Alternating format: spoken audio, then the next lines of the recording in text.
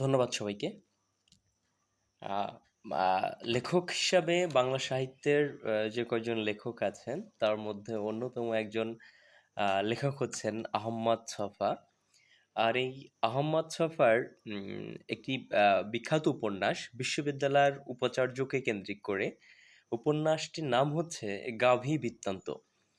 তা আহমদ ছফা একটা বিশ্ববিদ্যালয়ের ভাইস চ্যান্সেলরের হওয়ার পরবর্তী সময় এবং ভাইস চ্যান্সেলর বা উপাচার্যের কাজকর্মগুলো নিয়ে সুন্দর একটা উপন্যাস উপস্থাপনা করেছেন।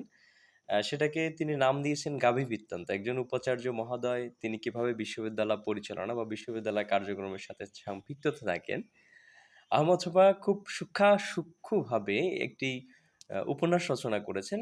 বাংলাদেশে এটিই সম্ভবত ১ম এবং অদ্বিতীয় উপন্যাস যেটা বিশ্ববিদ্যালয় এবং বিশ্ববিদ্যালয়ের উপাচার্যদের নিয়ে লেখা।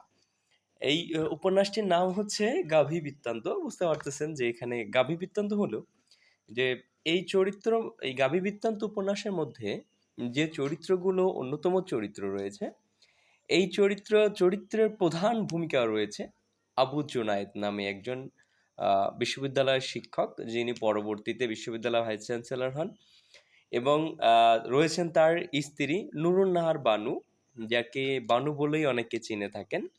তিনি ভাইস চ্যান্সেলরের স্ত্রী এবং আ আরো রয়েছে একজন এই ভাইস চ্যান্সেলর ডিপার্টমেন্টের বা উপাচার্যর বিভাগের একজন শিক্ষিকা, তিনি হচ্ছেন দিলরুবা খানম নাম।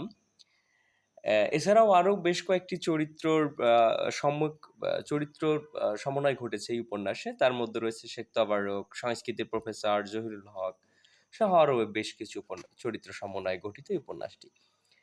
এই উপন্যাসটি ১ম চরিত্রেই দেখতে পাই হঠাৎ করে ভাইস চ্যান্সেলর বা শেখ জুনায়েদ, আবু জুনায়েদ যিনি পরিচিত, তিনি বিশ্ববিদ্যালয়ের উপাচার্য হিসাবে নিযুক্ত হন এবং বিশ্ববিদ্যালয়ের উপাচার্য নিযুক্ত হওয়ার পিছনে বিশ্ববিদ্যালয়ের সিন্ডিকেট সদস্য হয়।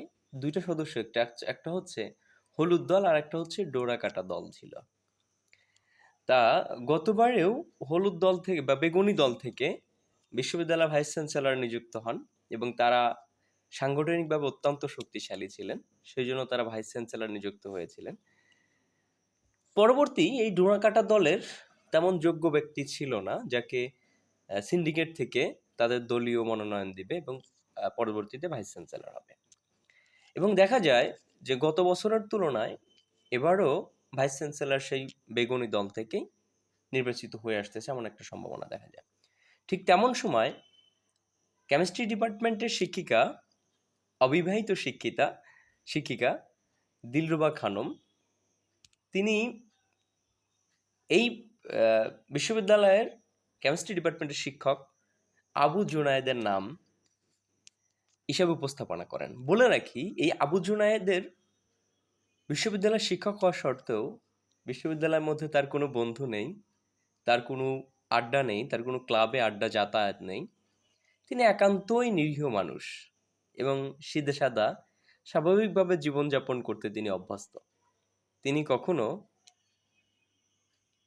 কারোর কাছে যান না বা বন্ধু-বান্ধব নেই বললেই চলে। তিনি সোজা বাজারে যান। বাজারে গিয়ে তরি-তরকারি দামাদামি করেন। অনেক সময় বাজারের মালিকেরা একসময় অপেক্ষা করে যে সবাই মিলে এই আবু জুনায়েদের কাছে আর তরি-তরকারি, শাকসবজি বিক্রি করবেন না। কারণ তিনি চান প্রত্যেকটা জিনিস থেকে ১ টাকা, ৮ আনা, ৪ আনা, ৫ আনা পয়সা করে বাঁচানোর জন্য এবং দামাদামি করেন প্রত্যেকটা দোকানদারের সাথে। একসময় একরকম হয়ে যায় যে সবজির দোকানদারের প্রত্যেকটা ব্যক্তিই তার উপর বিরক্ত হয়ে যান। এই আবু জুনায়েদ পরবর্তীতে তার নাম দিলরুবা খানম যখন সিন্ডিকেট সদস্য দেয় এবং দেখা যায় যেই তরুণ শিক্ষিকা এবং অন্যান্য যারা আছেন, বলে রাখি যে অবিবাহিতকে দিলরুবা খানমের সাথে অন্য ডিপার্টমেন্টের শিক্ষকের অনেক ইটিস-পিটিস সম্পর্ক শোনা যায় এবং এই দিলরুবা খানমই এই শেখ আবু জুনায়েদকে নাম উপস্থাপনা করেন এবং পরবর্তীতে দেখা যায় তিনি বিশ্ববিদ্যালয়ের ভাইস চ্যান্সেলর হয়ে গেছেন। এবং কি হঠাৎ করে এক ব্যক্তি নিরীহ, যার কোনো বন্ধু নাই, রাজনৈতিক ততটা প্রভাব নাই, কোনো আড্ডা নাই, ক্লাব নাই, কিন্তু দেখা যায় রাতারাতি আলাউদ্দিনের চেরাগ মতো তিনি বিশ্ববিদ্যালয়ের উপাচার্য হয়ে গেছেন। এবং সর্বশেষে বিশ্ববিদ্যালয়ের উপাচার্য হওয়ার পরে তিনি যেটা ভাবলেন যে তিনি কি মহান ব্যক্তিত্ব হয়ে গেছেন, তখন তিনি ভাবতে লাগলেন আসলে উকিলদের জন্য আলাদা পোশাক আছে, ডাক্তারদের জন্য আলাদা পোশাক আছে, ভাইস চ্যান্সেলরের জন্য কি আলাদা পোশাক থাকা কি জরুরি নয়, যাতে করে মানুষ চিনতে পারে এটা একটা ভাইস চ্যান্সেলরের পোশাক। এই ভাইস চ্যান্সেলরের যে ওয়াইফ ছিলেন তার নাম হচ্ছে নুরুন নাহার বানু। এই নুরুন নাহার বানু চিন্তা করতে লাগলেন, আমার হাজব্যান্ড ভাইস চ্যান্সেলর, ছোটবেলায় এই আবু জুনায়েদ, আমার বাবা তাকে মানুষ করেছে। আমার বাবা যদি তাকে খাইয়ে পড়িয়ে টাকা পয়সা দিয়ে মানুষ না করতো, সে হয়তো আজকে বিশ্ববিদ্যালয়ের শিক্ষকও হতে পারতো না, ভাইস চ্যান্সেলর হতে পারতো না। আমার বাবার কারণেই বা আমার কারণেই সে আজকে ভাইস চ্যান্সেলর, বিশ্ববিদ্যালয়ের উপাচার্য হয়েছেন। বলে রাখি, এই নুরুন নাহার বানু তার পাড়াপতিদের সাথে যখন ঝগড়া বা বিবাদ সৃষ্টি হতো, তার সাথে কেউ কথাই পারতো না, কিন্তু কেউ দু একটা কথা তাকে শোনায় রাখলে তিনি সে কথা মনে পড়েন। এখন তাদের সামনে বুক ফেলায় বলতে পারবে যে আমার স্বামী বিশ্ববিদ্যালয়ের উপাচার্য। অনেক কথা বাকি আছে তার, এই কথাগুলো এখন প্রত্যেকে তিনি শোনাবেন। বিশ্ববিদ্যালয় হওয়ার পরে তার বাড়িতে বড় গাড়ি চলে আসলো। আগে একটা লক্কর ঝক্কর গাড়ি চালাতেন, পরবর্তীতে তার বাড়িতে অনেক দামি একটা গাড়ি চলে আসলো। গাড়ি আসার পরে তার মা, যখন তিনি ভাইস চ্যান্সেলরের বাসায়, উপাচার্যের বাসায় গিয়ে আহরণ করলেন, তিনি দেখতে পেলেন বিশাল ফ্ল্যাট তার জন্য, বাড়ির আশেপাশে অনেক জায়গা রয়েছে। তিনি বাড়িতে উঠে অবাক কাণ্ড হয়ে গেলেন, এ তো বাড়ি তো নয়, যেন বিশাল এক অ্যাপার্টমেন্টে এসেছেন। কোথায় এসে পড়লেন? সৃষ্টিকর্তা যার জন্য চায় তাকে মগজার করে দেয়। আবু জুনায়েদ এবং তার স্ত্রী বাইরে হয়ে দেখলেন বাড়ির পাশে তার অনেক জায়গা, সেখানে অনেক বড় বড় ঘাস হয়েছে। তখন আবু জুনায়েদ বা বিশ্ববিদ্যালয় উপাচার্যের মনে পড়ল, ছোটবেলায় সে উদার তৃপ্তি করে অনেক দুধ পান করেছেন। তিনি এখন একটা গরু কিনবেন, বা গরু যদি থাকতো তাহলে তিনি আবার সেভাবে দুধ পান করতে পারতেন। যেই কথা সেই কাজ, তিনি বাসায় থাকতে লাগলেন, বিশ্ববিদ্যালয়ের সব কাজকর্ম ধীরে ধীরে করতে লাগলেন। এখানে একটা বলে রাখি, তিনি যখন বিশ্ববিদ্যালয় উপাচার্য হলেন, তিনি এমনভাবে বিশ্ববিদ্যালয় উপাচার্যকে গ্রহণ করলেন, একটা শিশু যেভাবে তার মায়ের স্তন থেকে দুধ চুষে চুষে খায়, ঠিক অনুরূপভাবে এই আবু জুনায়েদ উপাচার্যটাকে চুষে চুষে খেতে লাগলেন। তিনি বিশ্ববিদ্যালয়ের মধ্যে প্রধান একজন কর্মকর্তা, তার কথায় সবকিছু ওঠে বসে। তার বাড়িতে যখন কর্মচারীরা আসলো পরের দিনে, নুরুন নাহার বানু দেখতে লাগলেন কে আসছে, সবাই তার সাথে পরিচয় হতে আসছে, কথা বলতে আসছে। তিনি একটা ভাব করতে লাগলেন, আজকে এতগুলো মানুষ আমার কথাই শুনবে বসবে। তিনি সবাইকে তুমি করে সম্বোধন করতে লাগলেন। ওইখানে এক বৃদ্ধ লোক ছিলেন, যিনি দীর্ঘদিন যাবৎ বিশ্ববিদ্যালয় উপাচার্যের ভাষায় মালির কাজ করতেন।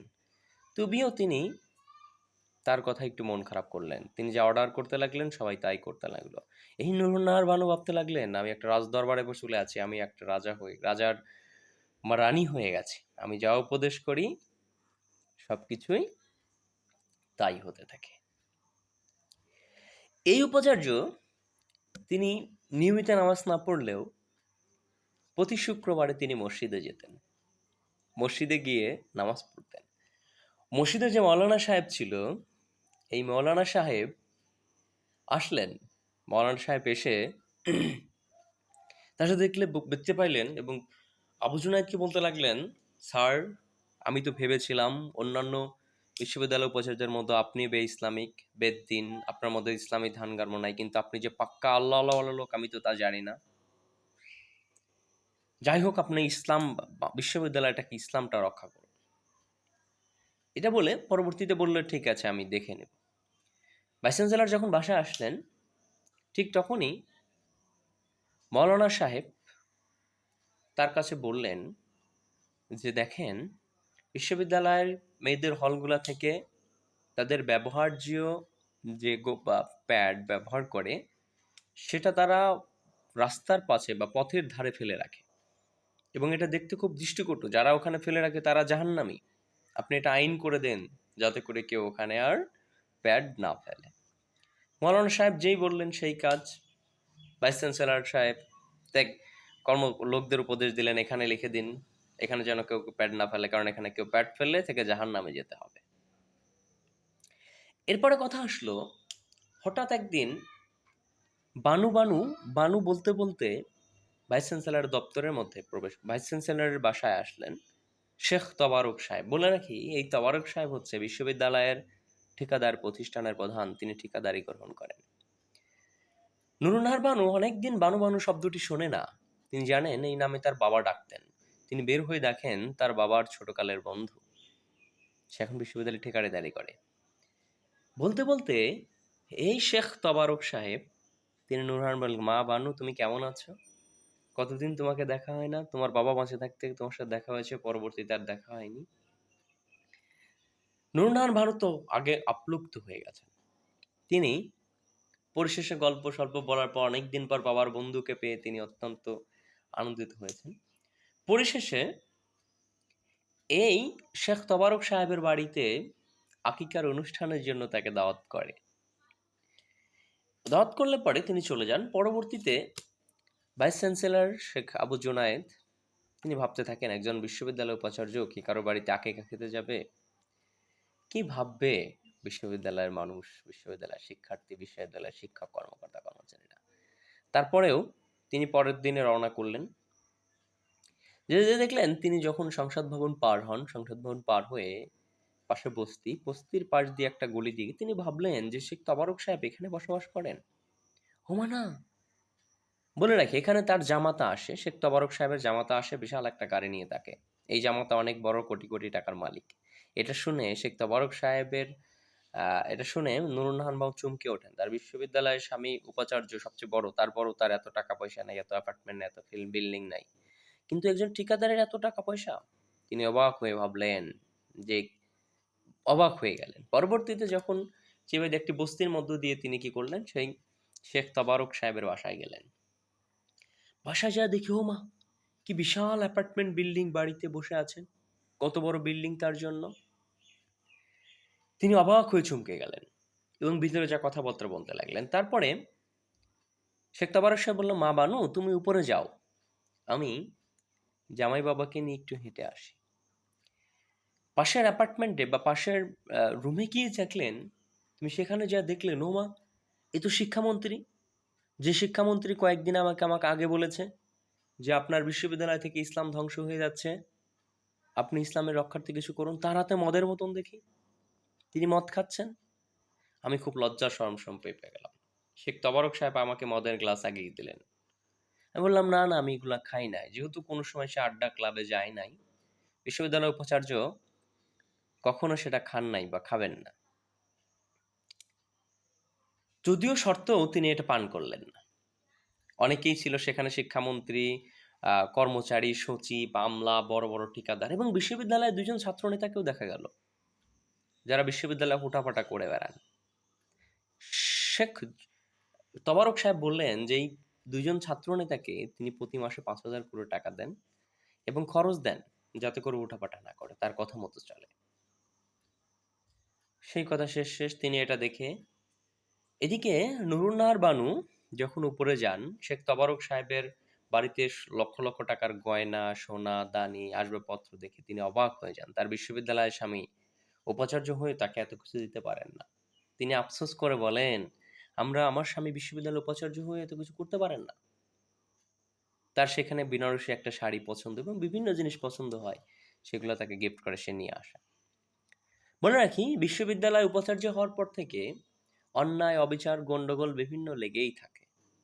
আজকে মারা যায় একজন, কালকে একজন মারা যায়। এদিকে উপাচার্য আবু জুনায়েদের কোনো গুরুক্ষেপ নেই। তিনি বিশ্ববিদ্যালয়ে বসেছেন, বিশ্ববিদ্যালয় তার আপন গতিতে চলছে। সমস্যা হলে বিশ্ববিদ্যালয় বন্ধ করে দেন। সরকার দলের চাপ, বিরোধী দলের চাপ, আবার অনেকে বলেন যে আপনারা আমার কথা শুনতেছেন না, সরকারের কথা শুনতেছেন। এইটা দিয়ে বিশ্ববিদ্যালয়ে একটা হযবরল সৃষ্টি হলেও এই আবু জুনায়েদের কোনো কিছু যায় আসে না। উপাচার্যের কিছু যায় আসে না। কারণ তিনি বিশ্ববিদ্যালয়ের প্রধান। একটা সময় বিশ্ববিদ্যালয় চলতে, চলতে ধীরে, ধীরে দেখা যায় যে এখানে খুন, ওখানে মারামারি, অনেক কিছু সংখ্যা ইত্যাদি লেগেই থাকে।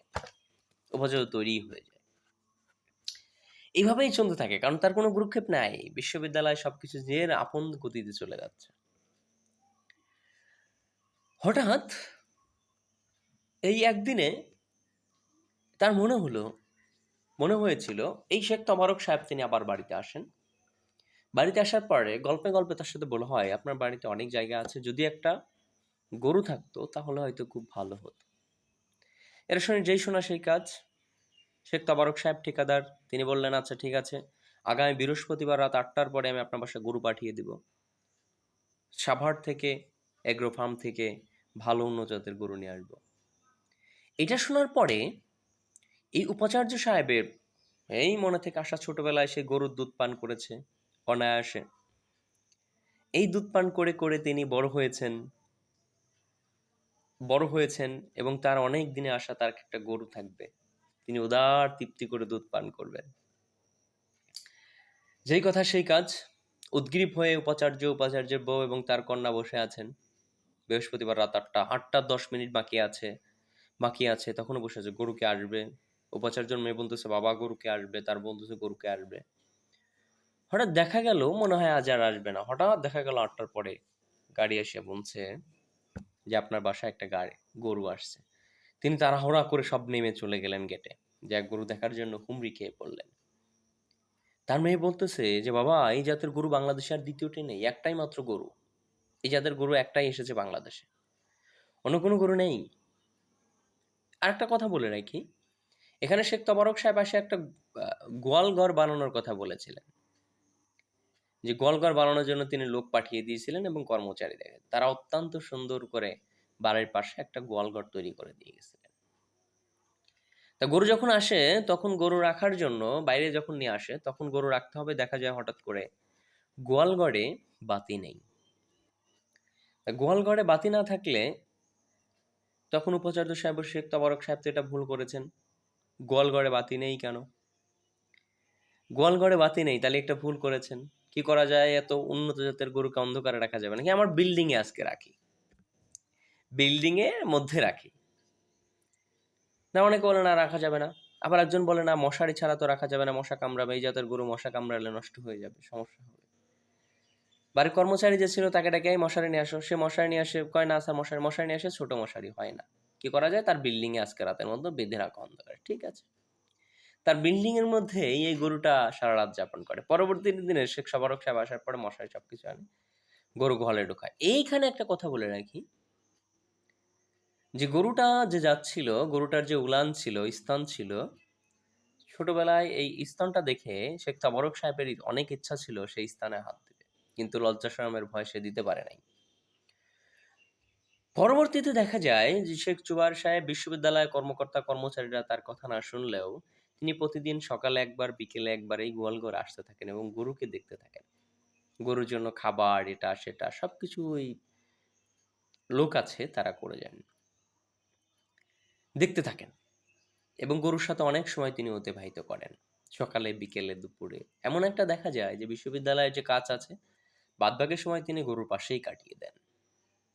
একদিন হঠাৎ করে মসজিদের মৌলানা সাহেব শেখ জুবাইরের বাসায় আসলেন এবং বাসায় আসার পরে তিনি দেখতে পেলেন অত্যন্ত সুন্দর একটা গরু আর গোয়ালঘর। তিনি বললেন, স্যার আপনি এখানে গোয়ালঘর তৈরি করেছেন, আপনি তো অত্যন্ত রুচিশীল মানুষ, দক্ষ মানুষ, আপনি অনেক রুচিশীল দক্ষ মানুষ, আপনার রুচির তারিফ করতে হয়। এখানে যদি আরো পশু পাখি থাকতো তাহলে অনেক ভালো হতো। উপাচার্য সাহেব বললেন, যেখানে থাকবে কিন্তু আমার তো সে সক্ষমতা নেই। বললে, ছাড় আপনার সক্ষমতা লাগে, আমি ব্যবস্থা করে দিচ্ছি। তিনি পশু পাখি দিয়ে পুরো একটা চিড়িয়াখানার মতো বানিয়ে দিলেন।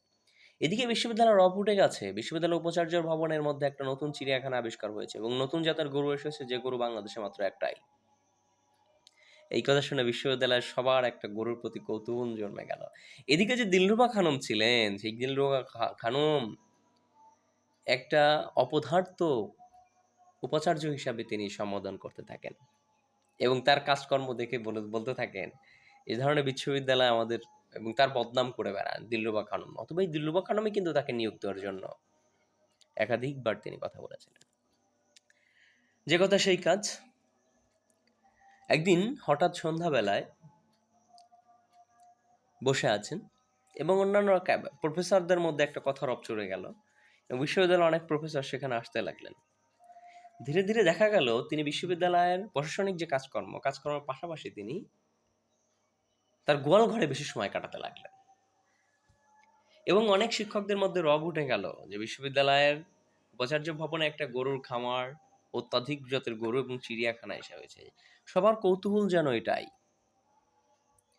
এটা করে করে বিশ্ববিদ্যালয়ের মানুষ, সাধারণ শিক্ষার্থীদের মধ্যে কারা যেন বিশ্ববিদ্যালয়ে গরু উপাচার্য নিয়ে লিখে লিফলেট করে প্রচার করে। এটা অত্যন্ত পরিমাণ অন্যায় কাজ। পরবর্তীতে তিনি সাধারণ তাদের লোক দিয়ে আবার লেখালেখি করে বিশ্ববিদ্যালয় উপাচার্যের প্রশংসা তারিফ করে লেখেন যে শৌখিন, এটা রুচিশীল অত্যন্ত। বিশ্ববিদ্যালয় উপাচার্য দেখা গেল হঠাৎ করে এই গোয়াল ঘরে একটা কাজকর্ম করতে, অনেক কাজকর্মের জন্য অনেকে গোয়াল ঘরে আসতে থাকেন এবং তার কাজকর্ম দেখতে আসেন, এবং অফিসের কাজেও দেখা যায় অনেক সময় উপাচার্য না থাকলে গোয়াল ঘরে তাকে সবসময় পাওয়া যায়। গোয়াল ঘরে তার অফিস হয়ে একদিন এখানে একটা ক্লাবের মতো পরিণত হয়ে গেল। সংস্কৃতির প্রফেসর একদিন আসলেন। সংস্কৃতির প্রফেসর আসার পরে সিনিয়র শিক্ষক তিনি আসার পরে বিশ্ববিদ্যালয় থেকে তিনি মাঝে মাঝে যখন উপাচার্যের ফোন আসেন, তিনি এখান করে দৌড়াদৌড়ি করে করে একবার রুমে যান, আবার গোয়াল ঘরে আসেন, একবার রুমে যান, গোয়াল ঘরে আসেন। এই কথাটা সংস্কৃতি প্রফেসর বললেন, মিস্টার প্রফেসর, মিস্টার উপাচার্য, আপনি এটা করেন, এটা দেখতে অত্যন্ত দৃষ্টিকটুর। আপনি এটা বাদ দিয়ে আপনার টেলিফোন লাইনটা গোয়াল ঘরে রাখার ব্যবস্থা করেন। যে কথা সেই কাজ। পরের দিনে তার গোয়াল ঘরে টেলিফোন লাইনটা রাখা হলো এবং তার গরুর পাশে গোয়াল ঘরে একটা টেবিল রাখা হলো যেখানে কাজকর্ম করা হলো। বিশ্ববিদ্যালয় উপাচার্যের সকল কাজকর্ম এখন গোয়াল ঘরে শুরু হয় এবং সেখানেই শিক্ষকদের ক্লাব, আড্ডাখানা এবং সেখানে তার অফিস কাজকর্ম সবকিছুই করতে লাগলেন উপাচার্য গোয়াল ঘরে বসে। গোয়াল ঘরে বসে তিনি তার অফিসের সমস্ত কাজগুলা করতে লাগলেন। এদিকে মৌলানা সাহেব একদিন হঠাৎ করে আসলেন। আসার পরে তিনি সূরা বাকারার কথা বললেন। বাকারার কথা বললেন যে সূরা বাকারার নামই হচ্ছে বাকারা অর্থ গরু। এই গরু সেই গরুর সাথে ওই সূরা বাকারায় বর্ণিত যে গরুর কথা বলা হয়েছে সেই গরুর সাথে আপনার গরুর সাদৃশ্য রয়েছে। সেই গরুই আপনার গরু, সেই সদস্যর গরুটাই আপনার গরু হয়েছে।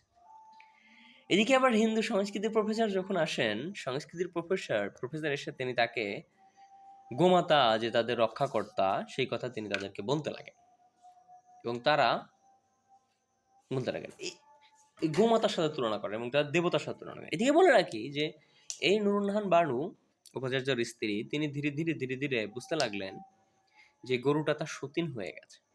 তিনি এখন আর বাড়িতে সময় দেন না, ঠিক মতো থাকেন না, গল্প করেন না তার মতো। দেখেন যে গরুটা তার সতীন, তিনি সতীন রূপে দেখতে থাকলেন তার এই গরুটাকে, এবং গরুটা অশান্তির মূল কারণ হয়ে দাঁড়ালো। কিভাবে? এই গরুটা যখন আসলো, তিনি হঠাৎ একদিন দেখতে পেলেন তার বড় মেয়ে ওই যে শেখ তবারকের জামাতা আসছেন, সেই শেখ তবারকের জামাতার সাথে তিনি গোয়ালঘরে অপকর্ম করতেছেন। তিনি তাকে দেখে বলে, খানকি মাগি, তুই অপকর্ম বলতেছিস। এখানে একটা তার মেয়ের সাথে অবৈধ সম্পর্ক হয়ে যায়, তিনি একটা বিষণ্ণতায় পড়ে যান। ওদিকে আবার একদিন চুপি চুপি শেখ বা এই জুনায়েদ সাহেব বা উপাচার্য সাহেব গরুর স্তনে হাত দেন এবং তিনি অনুভব করতে থাকেন, তিনি নারীত্ব লোভে সেখানে অনুভব করতে থাকেন। এবং তার মনে পড়ে ছোটবেলায় তার কোনো দূর সম্পর্কের এক মামি তার স্তনটাকে এইভাবে মালিশ করিয়েছিলেন, মর্দন করিয়েছিলেন তাকে দিয়ে। তিনি সেই কথা ভাবতে থাকেন এবং অনুভব করতে থাকেন। ঠিক সেই সময় এই নুরুন্নাহান বাড়ু এই জিনিসটা দেখে ফেলেন এবং দেখে তারপর বকাঝকা করতে থাকেন এবং গরুকে তিনি সতীন হিসাবে ভাবতে থাকেন। একদিকে তার মেয়ের সর্বনাশ, বলে রাখি এই মেয়ে বিবাহিত, অন্যদিকে তার স্বামী অপকর্ম গরুর সাথে।